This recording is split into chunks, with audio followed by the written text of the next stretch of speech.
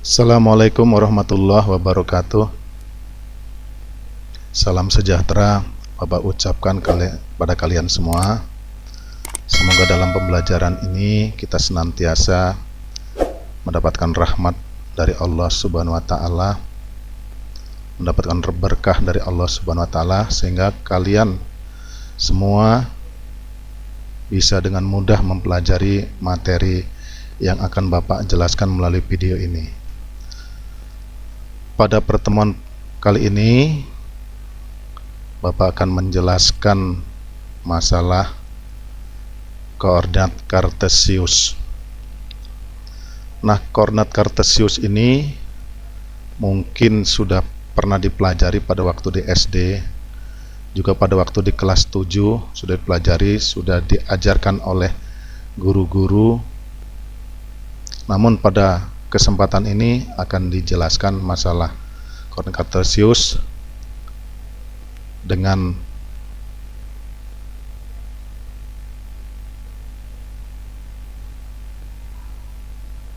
secara rinci.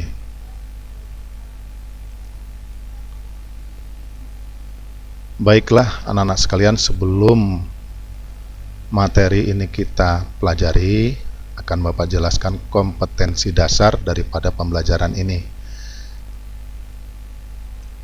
Kompetensi dasar 3.2 yaitu menjelaskan kedudukan titik dalam bidang koordinat kartesius yang dihubungkan dengan masalah kontekstual. Tujuan pembelajaran: setelah menyaksikan video ini, siswa dapat 1. Mengidentifikasi konsep diagram kartesius. Yang kedua, mengidentifikasi pembagian kuadran pada bidang kartesius. Yang ketiga, mendeskripsikan langkah-langkah menggambar bidang datar pada koordinat kartesius. Yang keempat, menemukan sebuah titik koordinat pada bidang datar dengan koordinat kartesius. Dan yang kelima, menemukan titik tengah ruas garis pada bidang koordinat kartesius. Manfaat mempelajari koordinat kartesius: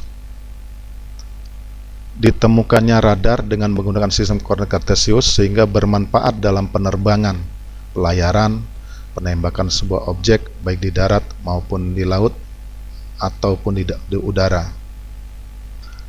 Yang kedua, mempermudah membuat peta dengan lokasi tertentu, rumah sakit, gedung sekolah, kantor polisi, pasar, dan sebagainya. Berikutnya, manfaat berikutnya menghitung jarak dua buah titik atau dua buah daerah. Yang berikutnya, menentukan titik tengah atau titik berat segitiga. Demikian juga dengan sistem koordinat kartesius kita dapat mengetahui kapan terjadinya gerhana matahari atau gerhana bulan. Adapun alat dan bahan yang diperlukan dalam pembelajaran ini, yang pertama pensil atau ballpoint, yang kedua penggaris, dan ketiga kertas berpetak atau buku kotak-kotak. Baiklah, kita akan mulai dari sejarah singkat koordinat kartesius. Sistem koordinat kartesius diperkenalkan oleh seorang ilmuwan matematika yang bernama René Descartes tahun 1596 sampai 1650. Lahir 31 Maret 1596 di La Haye, Turin, Prancis, dan meninggal 11 Februari 1650 di Stockholm, Swedia. René Descartes dikenal juga dengan nama Renatus Cartesius. Penemuan sistem koordinat kartesius dalam bidang geometri membawa perubahan besar dalam bidang matematika, terutama kalkulus modern. Nah, untuk mata pelajaran kalkulus ini akan dipelajari secara khusus nanti di SMA, juga di perguruan tinggi. Namun secara tidak langsung kita juga selama ini sudah belajar ilmu kalkulus. Yang berikutnya anak-anak sekalian, Bapak akan menjelaskan konsep sistem koordinat kartesius. Yang pertama, sistem koordinat kartesius itu mengenal dua buah sumbu. Yang pertama sumbu mendatar atau sumbu horizontal, atau lebih terkenal dengan nama sumbu X abesis.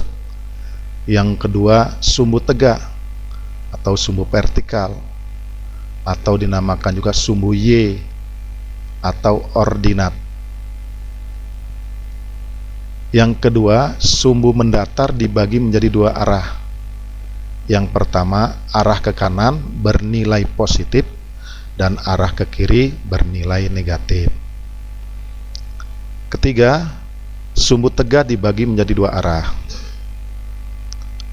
Yang pertama, arah ke atas bernilai positif, arah ke bawah bernilai negatif. Pertemuan sumbu mendatar atau sumbu X dengan sumbu tegak, sumbu Y, dinamakan titik pusat koordinat. Nah, dilambangkan dengan huruf O. O ini kepanjangan daripada ohms. Titik pusat koordinat memiliki koordinat O 0,0. Nah, ini yang perlu diperhatikan dalam membuat sistem koordinat kartesius. Yang berikutnya, setiap sumbu, baik sumbu X atau sumbu Y, memiliki jarak satuan yang sama. Nah, kalau dalam buku berpetak, jaraknya adalah satuan kotak-kotak itu. Jarak satuan pada sumbu X dinamakan absis dan jarak satuan pada sumbu Y dinamakan ordinat. Pertemuan absis dengan ordinat dinamakan titik koordinat.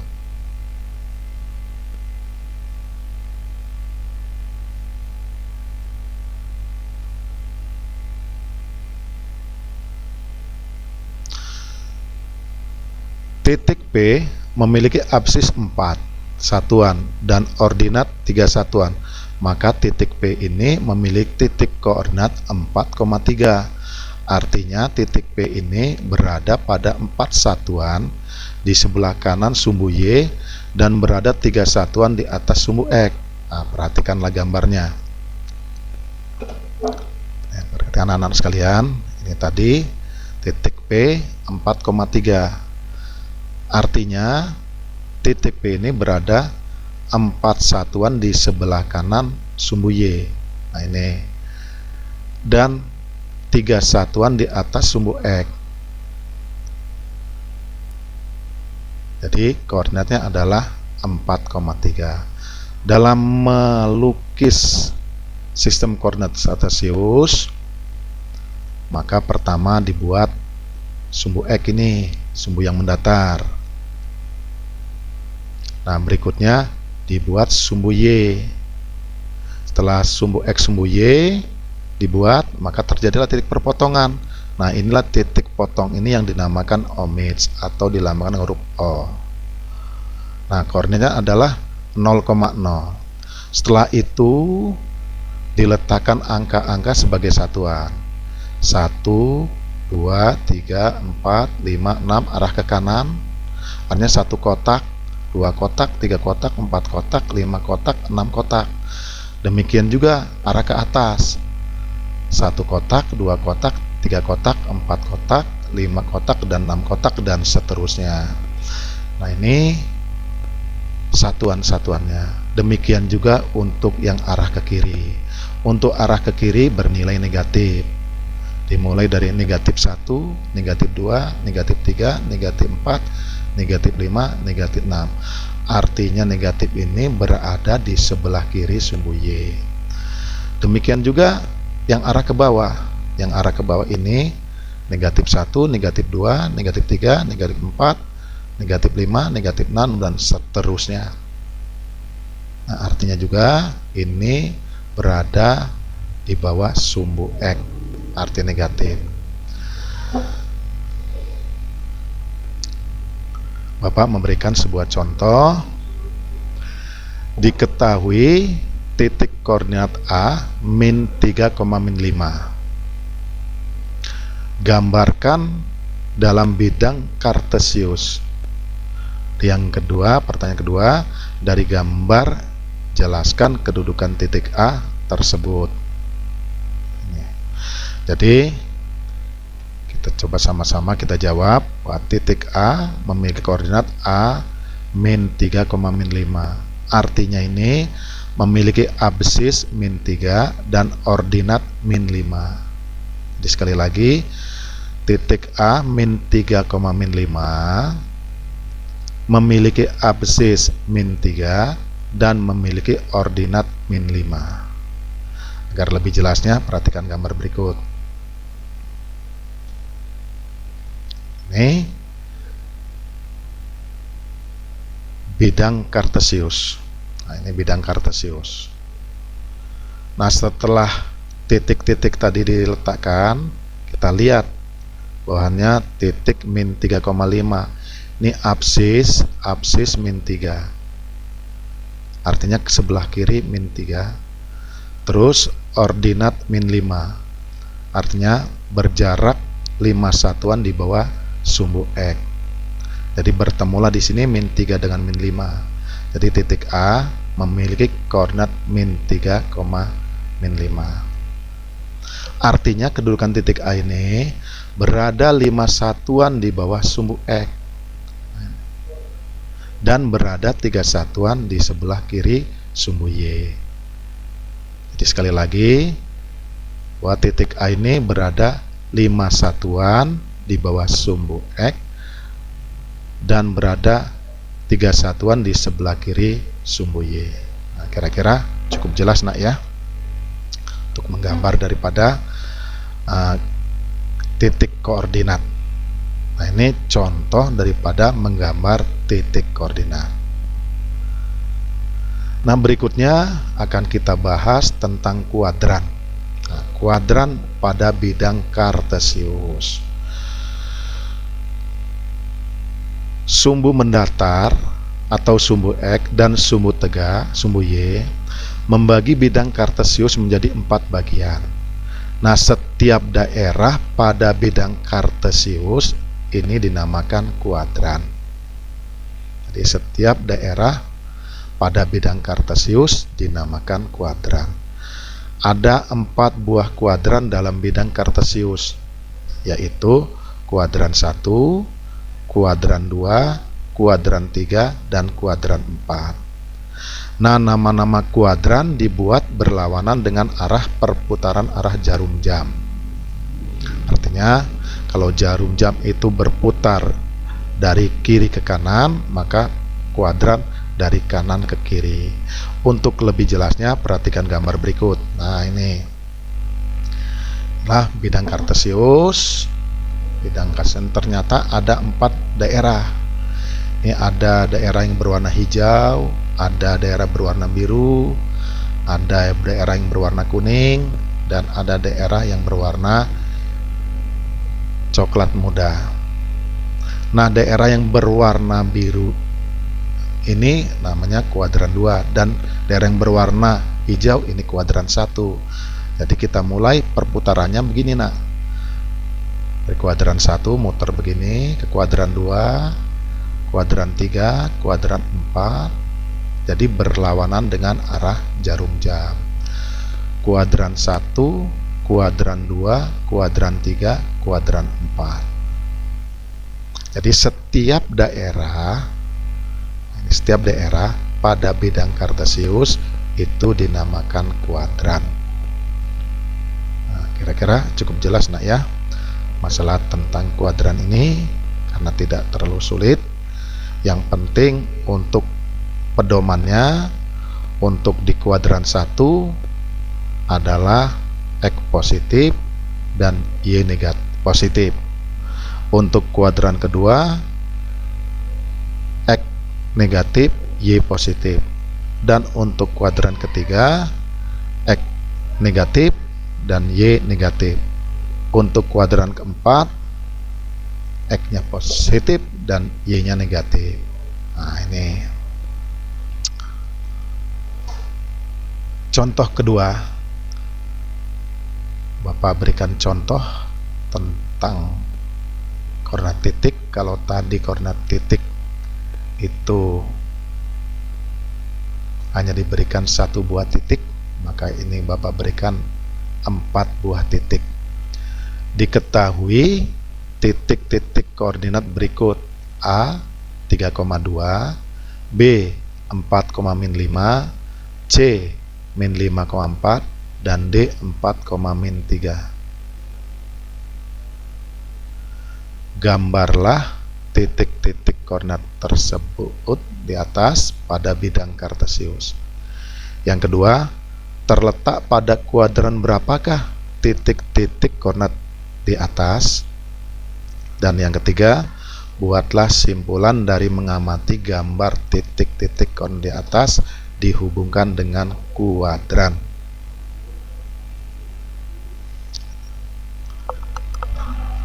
Anak-anak sekalian, untuk dapat kita melukiskan ini, maka pertama kita buat bidang kartesius dulu. Sumbu X, sumbu Y.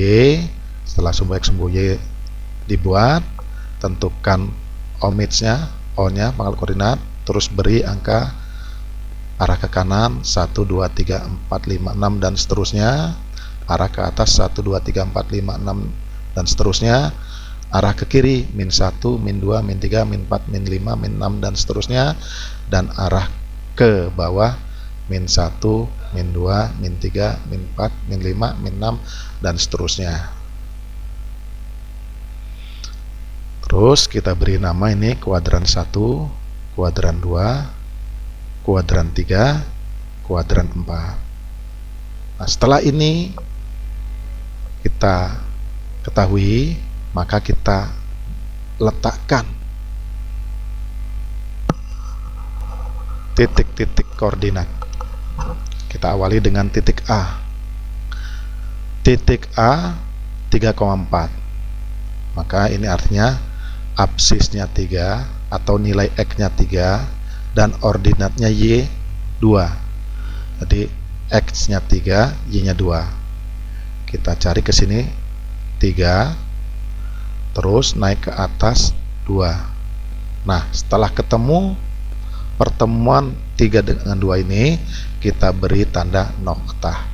Ini menyatakan tempat kedudukan titik A. Dan berikutnya titik B. Nah, titik B ini memiliki koordinat min 4, min 5. Nah, min 4 berarti arah ke kiri. Arah kiri 4 satuan dan arah ke bawah 5 satuan. Nah, ini jadi 4 satuan ke arah kiri, 5 satuan ke arah bawah. Pertemuannya di sini kita beri noktah. Untuk membedakannya, ini Bapak berikan noktah berwarna merah. Dan berikutnya titik C. Titik C min 2,4. Min 2,4. Ini artinya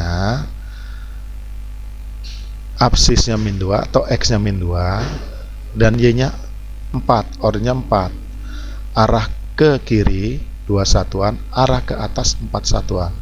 Jadi ke kiri 2 satuan, ke atas 4 satuan, bertemulah di sini. 2 satuan, 4 satuan, bertemulah di sini. Nah, ini beri ke Bapak noktah berwarna biru. Inilah tempat kedudukan titik C. Nah, yang terakhir adalah titik D. Titik D adalah 4,-3. Kita akan letakkan, ini artinya 4 satuan ke kanan dan 3 satuan ke kiri. 4 satuan ke kanan dan 3 satuan ke bawah, atau berada 3 satuan di bawah sumbu X, 4 satuan berada di sebelah kanan sumbu Y. Jadi bertemunya titik D adalah di sini. Nah, ini kita berikan tanda noktah. Nah, kira-kira anak sekalian cukup jelas sekali bagaimana kita meletakkan titik-titik dalam bidang koordinat kartesius. Nah, berikutnya kuadran. Titik A 3,2 ini absisnya 3, ornya 2. Ini berada di kuadran pertama. Titik B min 4, min 5. Artinya absisnya min 4, ordinatnya min 5. Ini berada pada kuadran ketiga. Yang berikutnya titik C min 2,4.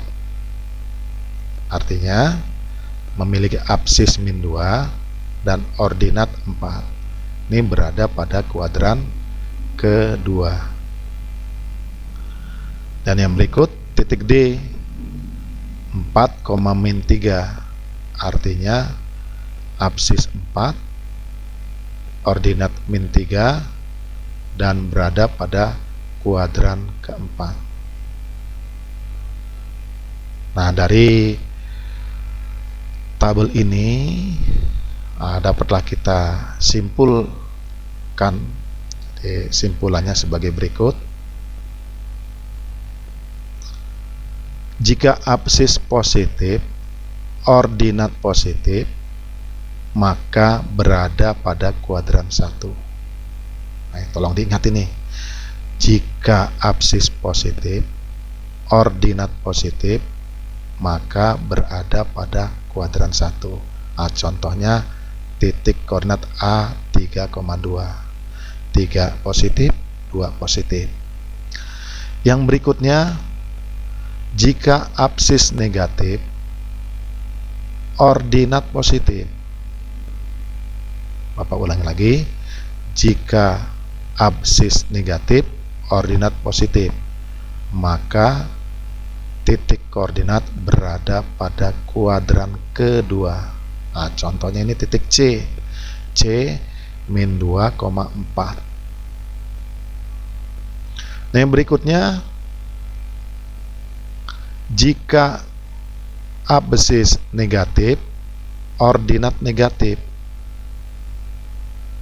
Sesuai gambar tadi yang telah Bapak jelaskan, maka titik koordinat ini berada pada kuadran ketiga. Nah, contohnya titik B min 4, min 5. Yang berikut terakhir, jika absis positif, ordinat negatif. Nah, berdasarkan gambar tadi, maka titik koordinat berada pada kuadran keempat. Sebagai contohnya adalah titik D 4, min 3. Bagaimana anak-anak sekalian? Cukup jelas di sini. Nah, inilah simpulan daripada tentang kuadran, titik-titik koordinat dalam kuadran.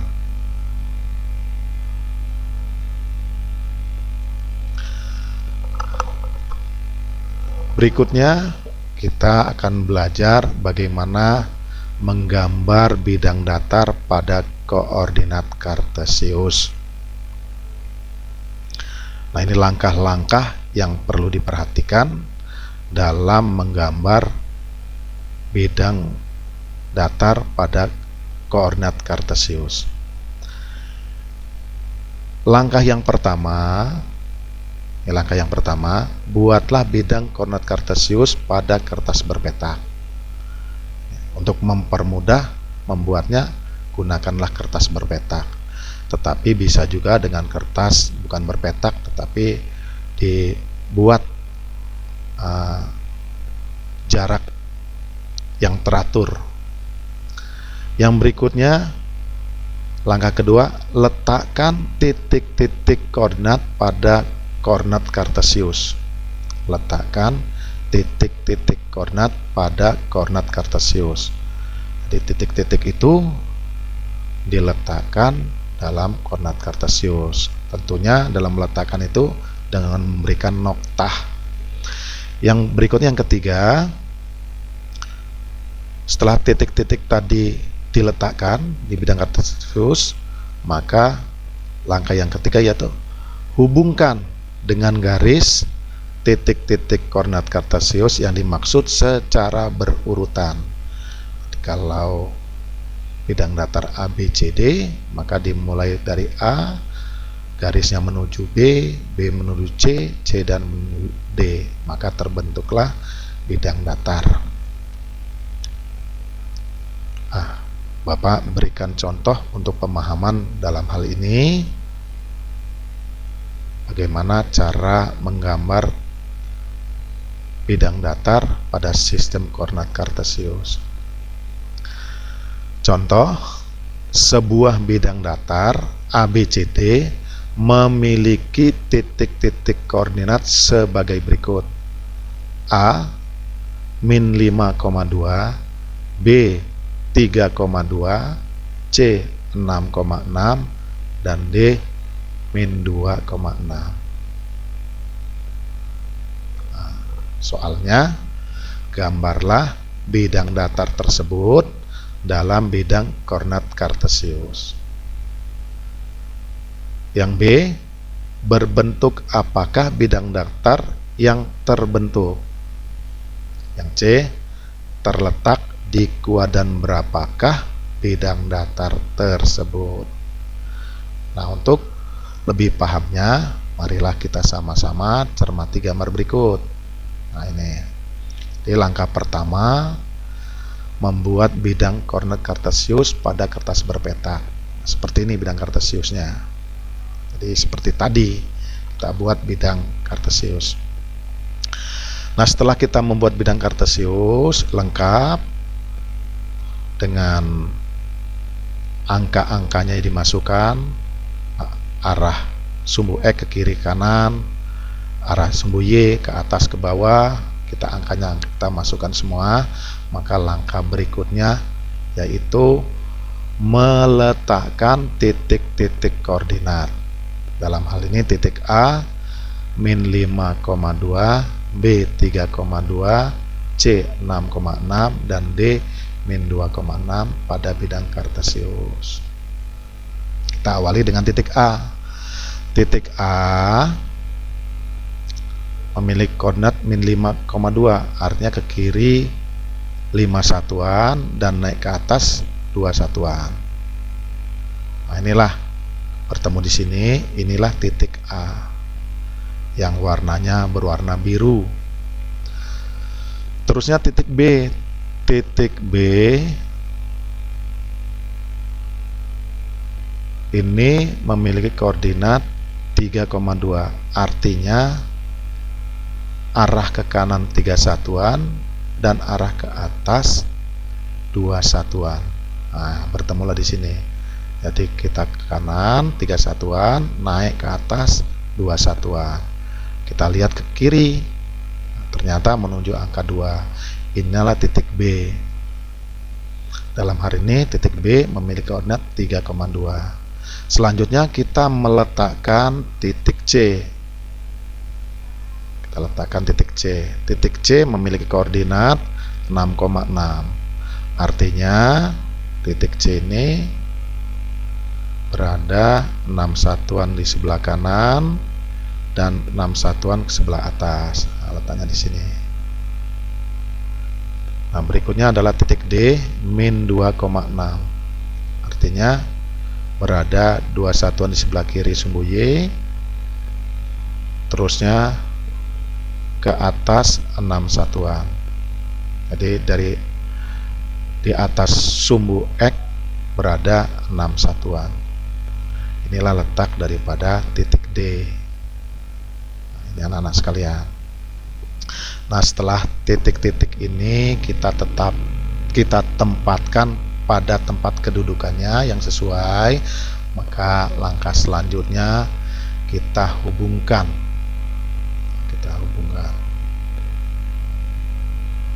Nah, setelah kita hubungkan titik A, dari titik A kita buat garis ke B, dari B kita buat garis ke C, dari C kita buat garis ke D, dari D ke A, maka terbentuklah sebuah bidang datar. Nah, terbentuklah bidang datar. Jadi anak-anak sekalian, jika sudah memahami cara menggambar, maka langkah 1 dan 2 boleh diabaikan. Jadi langsung masuk langkah ketiga sehingga gambar dapat terbentuk.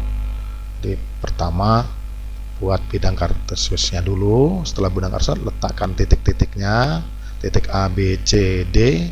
Nah, setelah titik A, B, C, D sudah diletakkan, langsung dihubungkan dengan garis lurus. Nah, ini. Jadi setelah sama-sama kita amati, maka bidang datar ini anak-anak sekalian berbentuk apa anak-anak sekalian ini? Ya, bentuknya adalah berbentuk jajar genjang. Bidang datarnya berbentuk jajar genjang. Nah, terusnya setelah kita amati sama-sama, jajar genjang ini terletak pada kuadran pertama dan kuadran kedua. Jadi jajar genjangnya berada pada kuadran pertama dan kuadran kedua. Nah, ini cara melukis atau menggambar bidang datar pada sistem koordinat kartesius.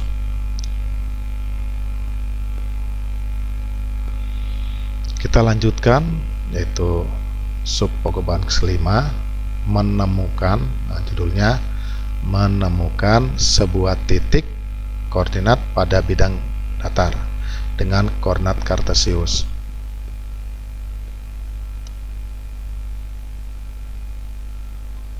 Langkah-langkah untuk menemukan. Yang pertama, buatlah bidang koordinat kartesius. Yang kedua, letakkan titik-titik koordinat yang telah diketahui pada bidang koordinat kartesius. Dan yang ketiga, hubungkan dengan garis lurus titik-titik koordinat tersebut. Yang keempat, buatlah bidang datar yang dimaksud sehingga titik koordinat yang belum diketahui dapat ditemukan. Nah, buatlah garis bantu untuk mempermudah membuat gambar.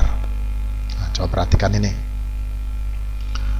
Bapak berikan contoh untuk lebih memahami bagaimana menemukan sebuah titik yang belum diketahui. Contoh 4, sebuah persegi panjang, sebuah persegi PQRS memiliki titik-titik koordinat P min 6,3, Q min 2,7, S min 2,1, dan T koordinat titik tengah diagonal persegi PQRS. Jadi yang di sini tadi disebutkan PQRS, yang belum ada adalah titik R. Pertanyaan pertama, temukan titik koordinat R dan T.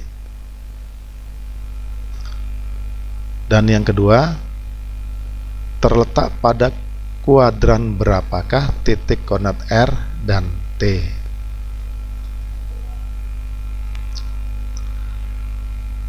Nah, anak sekalian, ini bidang kartesius.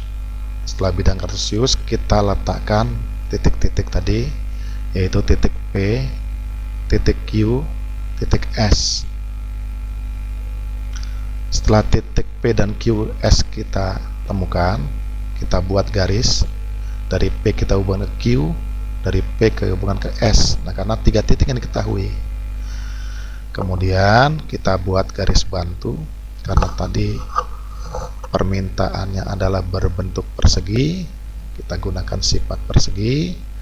Salah satu sifat persegi adalah diagonal-diagonalnya berpotongan di tengah-tengah dan membagi 2 sama panjang. Nah, ini jadi setelah ini tarik ke sini, ini diagonal,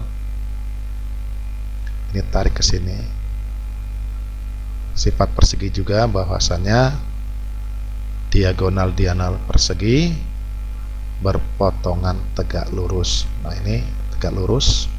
Jadi PT dengan QT ini tegak lurus. PT dengan TS pun tegak lurus. Nah, karena sifat diagonal bahwasannya diagonal persegi membagi 2 bagian sama panjang, berarti panjang PT di sini harus sama dengan panjang TR. Nah, ini. Jadi dari sini kita perpanjang ke sini. Inilah kedudukan titik R. Nah sekalian, nah setelah titik R ini diketahui di sini, kita hubungkan dengan garis. Nah, ini garis hijau, red, garis, tadi garis SR dan garis QR. Terbentuklah sebuah bidang berbentuk persegi. Ya, anak-anak sekalian, kita amati titik ini. Setelah kita amati, ternyata titik R ini berada 2 satuan di sebelah kanan sumbu Y. Terusnya berada 3 satuan di atas sumbu X. Nah, titik R. Berarti titik R ini memiliki koordinat absisnya 2, ordinat 3, berarti titik R memiliki titik koordinat R 2,3. Ini R 2,3. Yang berikutnya titik T. Nah, titik T adalah titik tengah diagonal. Sudah terbentuk titik T ini, kita baca ternyata titik T berada 3 satuan di atas sumbu X dan 2 satuan di sebelah kiri sumbu Y. Nah, ini. Jadi titik T memiliki koordinat min 2,3 titik T. Jadi garis-garis bantu ini untuk menolong anak-anak sekalian, untuk menolong menemukan tempat kedudukan titik R dan titik T. Itu.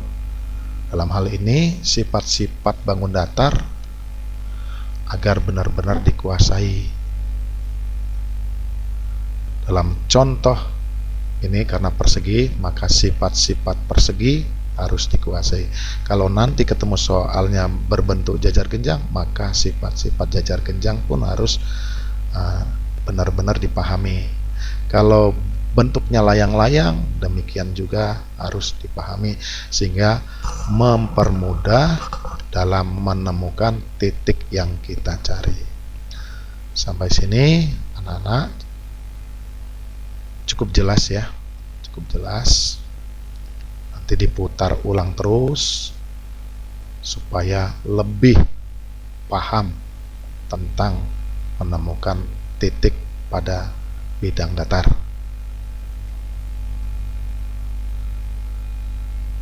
Nah, yang terakhir sesuai dengan tujuan pembelajaran tadi, maksudnya ada 6 tujuan pembelajaran, yaitu menentukan titik tengah ruas garis.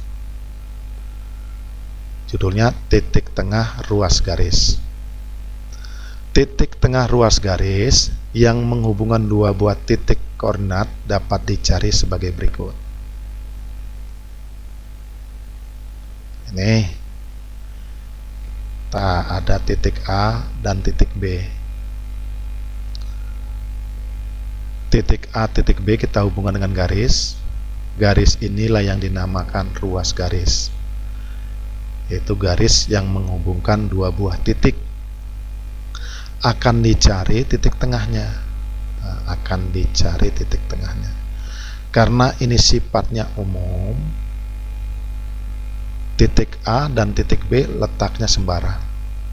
Karena letaknya sembarang, titik A dan B, A pertama dan B kedua, maka titik A memiliki koordinat x1, y1 dan titik B memiliki koordinat x2, y2. Ini hanya simbol-simbol saja, x1, y1, x2, y2. Nah, setelah ini kita letakkan titik A dan titik B, maka kita cari pertengahan daripada titik A dengan titik B. Untuk absis, nah, untuk absis titik A ini adalah x1, titik B adalah X2. Jadi sepanjang ini X1 sampai X2, atau dari titik A sampai titik yang di sini nih, nah itu, maka pertengahannya adalah XP. Ini kalau diperpanjang, XP, pertengahannya adalah XP. Artinya X1 dan X2 pertengahannya adalah XP. XP ini adalah absis pertengahan, P ini kode pertengahan. Nah, demikian juga untuk pertengahan ordinat. Nah, ini Y1, Y2, maka pertengahannya ini sini YP. Nah, ini kita sejajarkan, tarik ke sini, nah, bertemulah titik P. Nah, titik P ini memiliki koordinat P XP, YP. P ini artinya titik pertengahan gitu. X nya absis pertengahan, YP ordinat pertengahan. Nah, kalau kita akan mencari berapa besarnya titik tengah itu, maka kita cari pertengahan daripada X1 sampai X2. Untuk mempermudah mencari X1 dan X2 pertengahannya, maka jumlahkan saja X1 ditambah dengan X2. X1 ditambah dengan X2 dibagi 2. Inilah pertengahannya.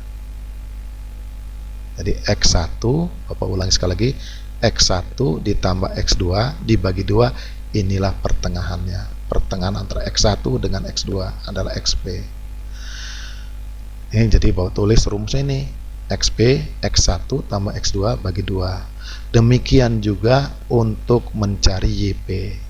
YP artinya Y1 ditambah Y2 bagi 2. Inilah pertengahan daripada YP. Nah, jadi dengan kita menggabungkan XP dengan YP, jika P koordinat titik ruas garis AB dengan A X1, Y1 dan B X2, Y2, maka titik tengah koordinat P adalah P X1 ditambah X2 dibagi 2, Y1 ditambah Y2 dibagi 2. Anak-anak sekalian, dalam membuat formula ini jangan dibalik ya. Jangan dibalik Y1 ditambah Y2 dibagi 2 baru X1 ditambah X2 dibagi 2. Nah, jangan. Yang benar adalah dimulai dari X1 dulu. X1 ditambah X2 dibagi 2, Y1 ditambah Y2 dibagi 2. Nah, inilah rumus titik tengah daripada ruas garis. Apabila ruas garis itu disajikan dalam bentuk titik koordinat. Nah, rumus ini harap benar-benar dihafal karena nanti banyak kaitannya dengan yang lainnya. Nah, tentunya kalau dengan rumus saja anak-anak sekalian kurang paham kalau tidak diaplikasikan. Nah, untuk itu Bapak berikan sebuah contoh. Itu contoh yang kelima. Diketahui titik A 3,2 dan titik B 5,4. Tentukan titik tengah ruas garis AB. Yang B, gambarkan titik tengah ruas garis AB dalam bidang koordinat kartesius. Nah, kita perhatikan sama-sama, kita jawab bahwa titik A 3,2. Ini artinya X1 nya 3, Y1 min 2. B 5,4, maka X2 adalah 5, Y2 adalah 4. Titik tengah ruas garis AB. Nah, tadi rumusnya P X1 ditambah X2 per 2, Y1 ditambah Y2 per 2. Maka kita masukkan angkanya P buka kurung 3 tambah 5 dibagi 2, koma, min 2 ditambah 4 dibagi 2. 3 tambah 5, 8. 8 dibagi 2, min 2 ditambah 4. Ini hati-hati nih, jangan sampai menjawab min 2 ditambah 4 adalah min 6. Nah, ini salah, sering banyak keliru di sini. Ini sama saja hutang 2 dibayar 4. Jadi berapa? Min 2 ditambah 4 sama dengan hutang 2 dibayar 4, maka masih bersisa 2. Jadi 2 per 2. 8 dibagi 2, 4. 2 dibagi 2, 1. Jadi titik P adalah 4,1. Jadi titik tengah ruas garis AB dalam soal yang di atas yang dimaksud adalah 4,1. Bagaimana anak sekalian? Mudah sekali menentukan titik tengah ruas garis. Dan Bapak pesan sekali lagi, rumus ini jangan sampai lupa, tolong diingat untuk mempermudah dalam menentukan titik tengah ruas garis. Baiklah, kita lanjutkan yang berikutnya, yaitu menggambar.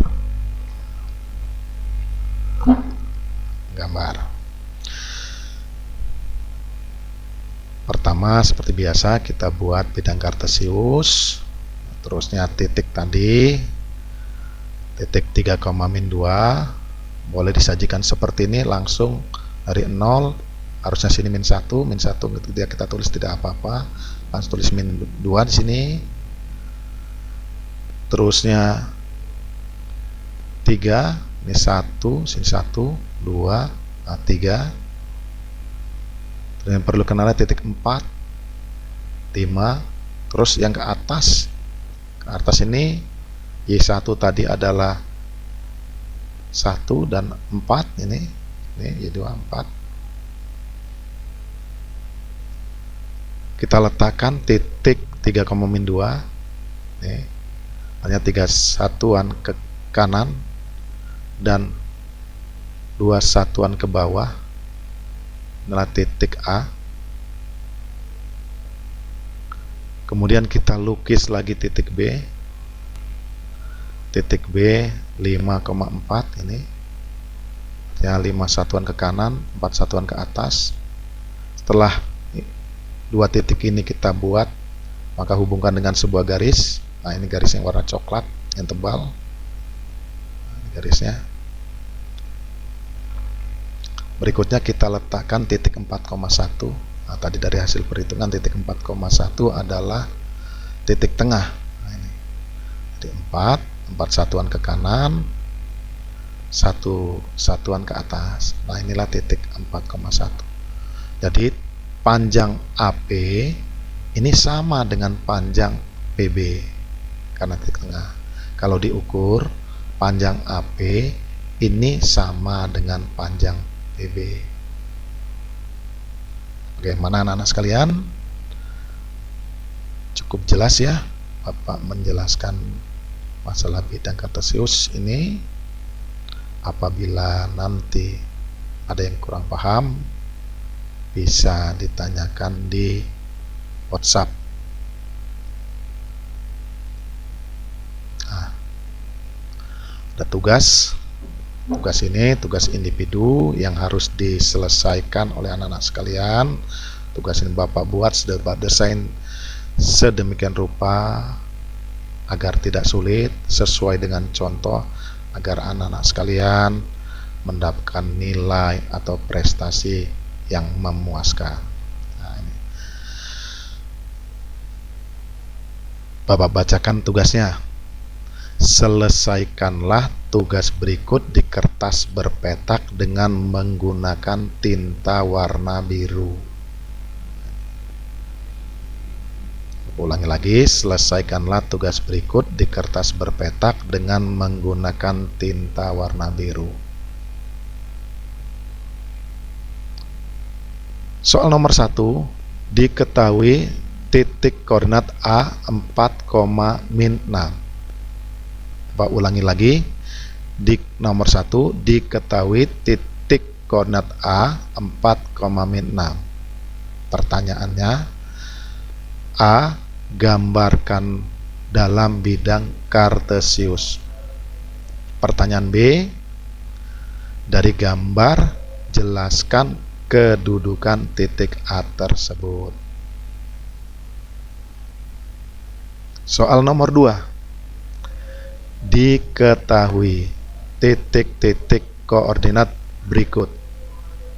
A 5,3, B 3, min 5, C min 4,3, dan D min 3, min 5. Pertanyaan pertama, pertanyaan A, gambarlah titik-titik koordinat di atas pada bidang kartesius.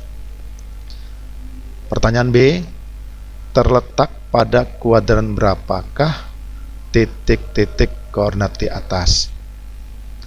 Pertanyaan C, buatlah simpulan dari mengamati gambar titik-titik koordinat di atas dihubungkan dengan kuadran.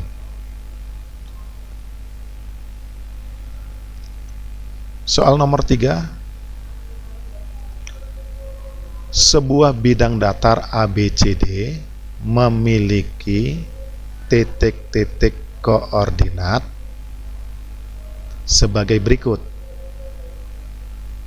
A min 3, min 2, B 5, min 1, C 7,4, dan D min 1,3. Pertanyaannya, A, gambarlah bidang datar tersebut dalam bidang koordinat kartesius. Pertanyaan B, berbentuk apakah bidang datar yang terbentuk? Pertanyaan C, terletak di kuadran berapakah bidang datar tersebut?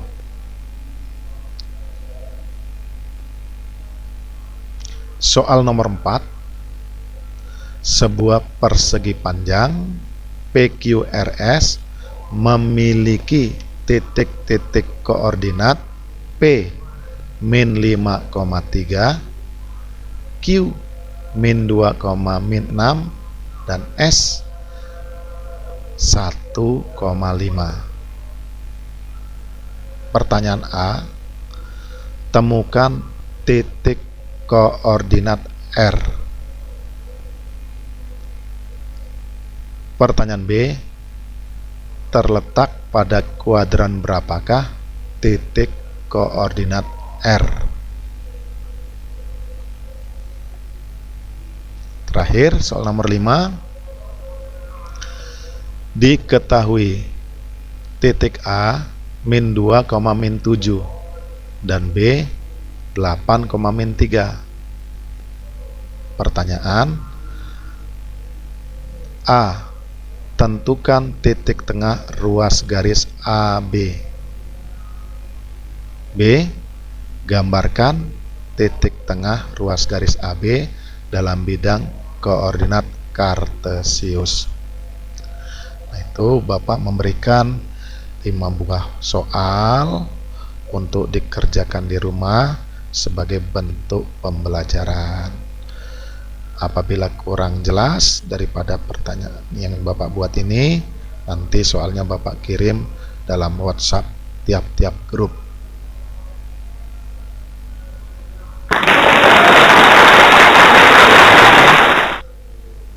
Pembelajaran pada kali ini, yaitu pertemuan yang pertama dengan Bapak. Mudah-mudahan ilmu yang Bapak sampaikan ini bermanfaat untuk kalian semua, karena ilmu ini terus berkelanjutan. Dari kelas 8 nanti akan dilanjutkan di kelas 9 akan dilanjutkan di SMA, kelas 10, kelas 11, kelas 12, dan nanti akan dilanjutkan lagi di perguruan tinggi. Bagi anak-anakku sekalian yang nanti ingin melanjutkan sekolah di tingkat berikutnya, karena matematika itu anak-anak sekalian seperti bangunan rumah, saling berkaitan. Dari pondasinya dulu harus dibangun sedemikian kokoh, terus dibuat tiang, dipasang dinding, baru dipasang nantinya atap. Demikianlah konsep-konsep matematika saling berkaitan. Apabila ada satu konsep saja anak-anak sekalian yang mengalami kendala, maka akan mengalami kesulitan di tingkat berikutnya. Oleh karena itu, sedikit demi sedikit ilmu yang disampaikan atau yang dipelajari atau yang dibaca terus perdalam, sehingga di akhirnya nanti anak-anakku sekalian tidak mengalami kesulitan di dalam menerapkan perhitungan matematika. Sekian, terima kasih.